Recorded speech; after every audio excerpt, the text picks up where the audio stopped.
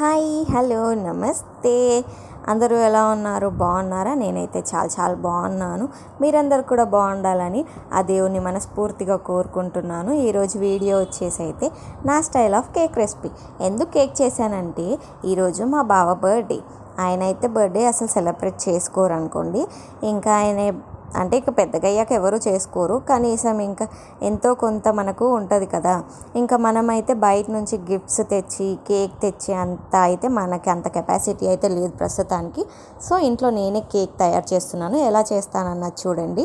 అలాగే వీడియో నచ్చితే లైక్ చేయండి, సబ్స్క్రైబ్ చేసుకోండి. నేనైతే ఈ గ్లాస్తో అయితే మైదా పిండి తీసుకున్నాను. ఇంకా 1.5 table spoon baking powder, tea spoons soda, 2 tea spoons of cocoa powder, కొంచెం పించ్ ఆఫ్ సాల్ట్ వేసుకొని నేనైతే నీట్గా జల్లించేసుకున్నాను. ఇంకా జల్లించుకున్న తర్వాత నేనైతే మిక్సీ జార్లోనే చేస్తున్నాను.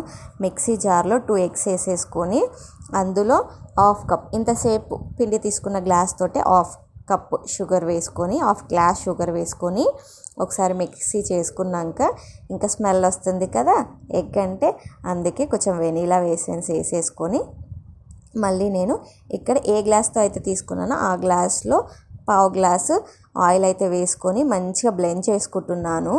ఇక్కడ క్రీమీ టెక్స్చర్ వచ్చేదాకా బ్లెండ్ చేసుకోవాలి. పిండి కొంచెం అయితే ఇందులోనే వేసేస్తే సరిపోతుంది. కాకపోతే గ్లాస్ తీసుకున్నాను కదా, మేము పిల్లలు కూడా ఉన్నారు కాబట్టి నేను కొంచెం చేసుకుంటా ఎప్పుడైనా. ఇంకా అందుకోసమని నేను వేరే గిన్నెలకు షిఫ్ట్ చేసుకొని ఆ గిన్నెలో ఉన్న క్రీమ్ని వేస్ట్ చేయకుండా అందులోనే కొన్ని పాలు వేసుకొని ఒకసారి మిక్సీ పట్టుకొని ఇంకైతే తీసుకున్నా. ఇంతసేపు జల్లించుకున్న పిండిని అయితే వేసేసుకొని నేను నీట్గా మిక్స్ చేసుకున్న తర్వాత సర్క్యులర్ మోషన్లో కావాల్సినంత పాలు వేసుకొని మిక్స్ చేసుకున్నా. ఇంక ఇక్కడైతే గిన్నెకి, నేను అన్నం వండుకునే గిన్నెకి, అల్యూమినియం గిన్నెకైతే A4 షీట్కి ఆయిల్ పూసి అయితే వేసుకొని ఇంకా క్రీమ్ అంతా అందులో వేసేసుకొని 2-3 టైమ్స్ ట్యాప్ చేసేసుకుంటున్నాను అనమాట. ట్యాప్ చేసేసుకొని ముందే 15 మినిట్స్ ముందు గిన్నెనైతే వేడి చేసుకున్నాను. ప్రీ హీట్ అంటారు కదా, ఇంకా చేసుకొని దాంట్లో ఒక మూత అయితే పెట్టుకొని నేను గిన్నెని మంచిగా సెంటర్లో సెట్ చేసుకుంటున్నాను. ఇంకా నేనైతే క్యాప్ పెట్టి మీడియం ఫ్లేమ్లో, లో టు మీడియం సిమ్లో పెట్టేశాను. ఫైనలీ 45 to 55 మినిట్స్లో నా కేక్ అయితే బేక్ అయిపోయింది. చూడండి చక్కగా పొంగిపోయింది. ఇంకోటి, నేను పెద్ద గిన్నెలో చేశాను కాబట్టి కేక్ ఫ్లాట్గా వస్తుంది. అంటే ఇందులో చూడనీకి అలా ఉంది, కానీ తీసేటప్పుడు మీరు కూడా చూడండి.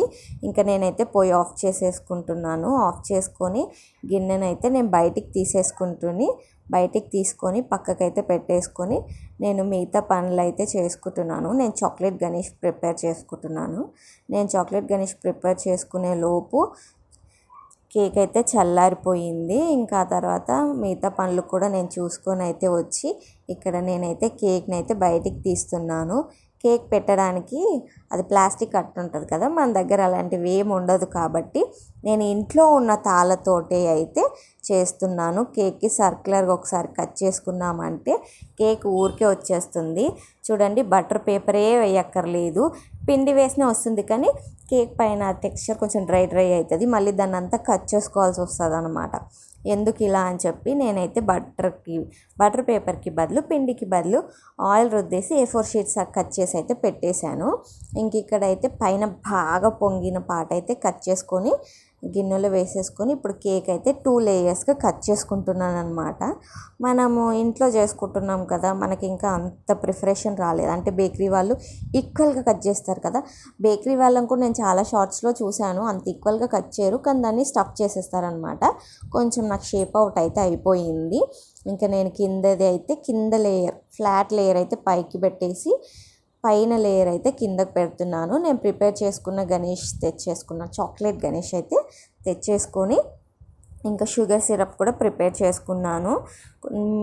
తగినంత కొంచెం స్వీట్, కొంచెం షుగర్, కొంచెం వాటర్ వేసి మరగపెట్టుకుంటే రెడీ అయిపోతుంది. చూసారా, ఇక్కడ మనకి కొంచెము తక్కువగా కట్ అయింది, బట్ ఇట్స్ ఓకే, అలా జరుగుతూ ఉంటాయి అప్పుడప్పుడు. ఇంకా కొంచెం చాక్లెట్ గణేష్ వేసి నేనైతే కేక్ అయితే పైన లేయర్ కిందకి పెట్టుకుంటున్నాను రివర్స్లో. ఇంకా పెట్టుకున్న తర్వాత నేను షుగర్ సిరప్ అంతా చక్కగా కేక్ పీల్చుకునే అంత దానికి సఫిషియెంట్ అంటే మాకు కారకుండా అది పీల్చుకునే అంత అయితే చాక్లెట్ అయితే షుగర్ సిరప్ అంతా వేసేస్తూ ఉన్నాను ఒక స్పూన్తో. మన దగ్గర బ్రష్లు అలాంటివి కూడా ఏం లేవు.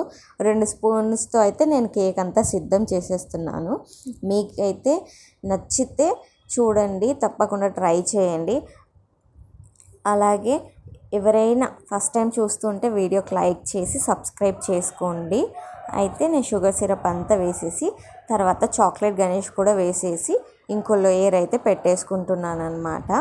చూడండి, ఇక్కడ కన్ఫ్యూజ్ అయిపోయాను. చాక్లెట్ సిరప్ వేయకుండానే పెట్టేసుకున్నాను, అంటే చాక్లెట్ గణేష్ వేయకుండానే పెట్టేసుకొని మళ్ళీ నాకు గుర్తొచ్చి వెంటనే తీసి పెట్టేశాను అన్నమాట. ఇంకోసారి సెకండ్ లేయర్ వేసుకున్నాక కూడా నేను మళ్ళీ సెకండ్ లేయర్ నాది కొంచెం థిక్ కట్ అయిందనమాట. అంటే ఫ్లాట్గా వచ్చింది కదా కేక్, 3 లేయర్స్ కట్ చేయొచ్చు కానీ నేను 2 లేయర్సే కట్ చేసా. పైన లేయర్ కంటే కింద లేయర్కి కొంచెం ఎక్కువ అయింది. సో దానికి ఎక్కువ సిరప్ అయితే పట్టింది. కొంచెం టైం పడుతుంది కదా అదంతా నాననీకి, దానికి ఎక్కువ చాక్లెట్ సిరప్ పట్టింది అనమాట. ఇంకా చక్కగా షుగర్ సిరప్ అంతా వేసి షుగర్ సిరప్ వేసిన తర్వాత మళ్ళీ చాక్లెట్ గణేష్ వేసి ఫుల్ కంప్లీట్గా ఫిలప్ చేయలేదు, నార్మల్గా రాసేసాను అనమాట. చాక్లెట్ గణేష్ నార్మల్గా రాసేసి నేనైతే కేక్ని ఈవినింగ్ దాకా మా బావ వచ్చేదాకా అయితే ఫ్రిడ్జ్లో పెట్టేసుకున్నాను చక్కగా. ఇంకా స్పూన్తో కాబట్టి జాగ్రత్తగా వేస్తూ ఉన్నాను, ఎందుకంటే అటు ఇటు స్ప్రెడ్ అయిపోయింది అనుకో కిందకి వెళ్ళిపోతుంది కదా షుగర్ సిరప్ అని చెప్పి. ఇంకా నేనైతే చాలా జాగ్రత్తగా అది పీల్చుకునేటట్టు వేసుకొని ఇంకా చాక్లెట్ సిరప్ అయితే వేస్తూ ఉన్నాను. ఇక్కడ చూడండి, మీకు అయితే మీరు ఇంట్లో కేక్స్ చేస్తారా? ఇంకా కేక్ క్రీమ్తో డెకరేట్ చేయడం అయితే ఇదే సెకండ్ టైం. లాస్ట్ టైం మా మ్యారేజ్ డే అప్పుడు చేశాను. ఇంకా సర్ప్రైజ్ ఇద్దామని నేను అనుకుంటే మా డాడమ్మ అయితే నిన్న నైటే చెప్పేసింది అనమాట వాళ్ళ డాడీకి, నువ్వు తెచ్చుకోకపోయినా పర్లేదులే డాడీ, మేము చేస్తాం నీకోసం కేక్ అని చెప్పగానే వాళ్ళ డాడీకి తెలిసిపోయింది. ఇంకా సర్ప్రైజ్ ఉండదు, ఏముండదు. మ్యాక్సిమం ఇంకా తెలిసిపోయింది కాబట్టి పెద్దగా రియాక్ట్ అవ్వకపోవచ్చు ఆయన. కానీ చూద్దాం. నేను ఇంకా కామ్గా ఉన్నాను, అప్పుడు వద్దు అని చెప్పలేదు, ఎందుకు చెప్పావని లేదు, చేస్తున్నా అని లేదనమాట. ఇంకా నేను నార్మల్గా ఉండి వదిలేసాను. ఇక్కడైతే నేను నీట్గా అయితే పూసేసుకున్నాను చెప్పాను కదా, క్లీన్గా అయితే పూయలేదని ఇంకా ఫ్రిడ్జ్లో అయితే పెట్టేసుకున్నాను. ఇంక ఈవినింగ్ మా బావ వచ్చే టైంకి 6:30కి అట్లా ఇంకా బయటికి తీసేసాను. మా పిల్లలు అయితే కేక్ చూసి ఫుల్ ఎక్సైట్ అయిపోయారు, అసలు మీరు నమ్మరు. ఎప్పుడు చూసినా ఇంకా పిల్లలంటే అంతేలేదు, నా పిల్లలే కాదు ఎవరైనా కేక్ చూస్తే అట్రాక్ట్ అయిపోతారు కదా. ఇంకా నేను బయటికి తీసి ఫ్రిడ్జ్లో పెట్టుకున్న గణేష్ కూడా కొంచెం థిక్గా అయిపోయింది అనమాట, చాక్లెట్స్ గణేష్. ఇంకా దాన్ని అయితే నీట్గా స్పూన్తో అయితే థిక్ లేయర్గా అయితే వేసుకుంటున్నాను. ఇంకా బాగా వచ్చేలోపు పర్ఫెక్ట్గా అయిపోతుంది కదా, ఇంకో 1/2 అవర్ 1 అవర్లో వచ్చేస్తారనమాట. ఇంకా నేనైతే మంచిగా వేసుకుంటున్నాను. పిల్లలైతే మమ్మీ కేక్ చేసావా, నువ్వు చెయ్యనన్నావు చెయ్యలేదన్నావు అని ఇంకా నా చుట్టే తిరుగుతూ ఉన్నారు. ఇంకా అక్కడ ప్లేట్లో ఉన్నవైతే డ్రై ఫ్రూట్స్ అన్నమాట. నాకు చాక్లెట్ డెకరేషన్కి వేరే ఏమీ లేవు. సో ఇంకా ఆల్రెడీ స్వీట్ ఎక్కువైపోయింది, మళ్ళీ చాక్లెట్ తెచ్చి తురిమి వేయడం ఎందుకని చెప్పి నేనైతే బాదం జీడిపప్పు అయితే చిన్నగా చాప్ చేసుకున్నాను. ఇంట్లో ఉండే వాటితో చేయడానికి ఎక్కువ ప్రిఫరెన్స్ ఇస్తాను. ఇప్పుడు ఒకటి చెయ్యాలంటే తప్పకుండా దానికి బయట నుంచే కావాలని లేదు కదా, అలా అన్నమాట. ఇంకా నా దగ్గర ఉన్న వాటితోటి నేనైతే ఇంకా అవి చాప్ చేసుకొని వేస్తూ ఉన్నాను. ఇక్కడైతే ఏం జరిగిందంటే సర్కిల్గా వేసి వదిలేద్దాంలే అనుకున్నా, కానీ తర్వాత ఎందుకు నాకు మళ్ళీ హార్ట్ షేప్ వేద్దామని అనిపించి హార్ట్ షేప్ వేసాను. దానివల్ల హార్ట్ షేప్ కొంచెం అటు ఇటుగా వచ్చింది. Otherwise it's okay. మీరు నమ్మరు, టేస్ట్ అయితే భలే అనేది.